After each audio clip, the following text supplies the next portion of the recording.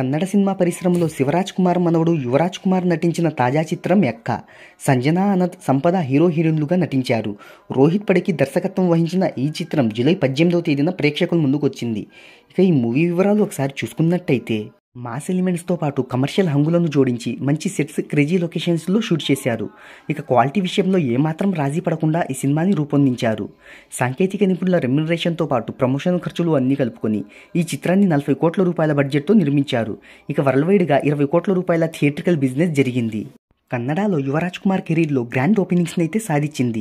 తొలి రోజు ఈ చిత్రం కన్నడలో 1.7 కోట్ల రూపాయలను, ఏపీ తెలంగాణలో 20 లక్షలు, తమిళనాడులో 10 లక్షలు, ఇతర ప్రాంతాల్లో 20 లక్షలను వసూలు చేసింది.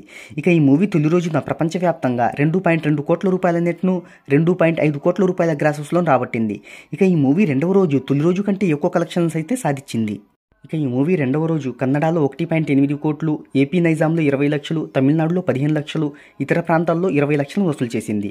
దాంతో ఈ చిత్రం రెండవ రోజున 2.35 కోట్ల రూపాయల నెట్ను, 2.7 కోట్ల రూపాయల గ్రాసెస్లో రాబట్టింది. ఇక 2 రోజుల్లో ఈ చిత్రం ప్రపంచవ్యాప్తంగా 5.2 కోట్ల రూపాయల కలెక్షన్స్ను రాబట్టింది.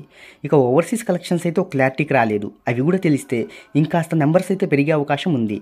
ఈ మూవీ బ్రేక్ ఈవెన్ కావాలి అంటే 20 కోట్ల రూపాయల షేర్ను 40 కోట్ల రూపాయల గ్రాసెస్లో రాబట్టాలి. ప్రస్తుతం మూవీ రన్ని బట్టి చూస్తుంటే ఈ మూవీ సేఫ్ జోన్లోకి వస్తుందా లేదా అనే సందేహం అయితే కలుగుతుంది. మరి చూద్దాం బాక్సాఫీస్ దగ్గర లాంగ్ రన్లో ఎంతవరకు వసూలను రాబడుతుందో.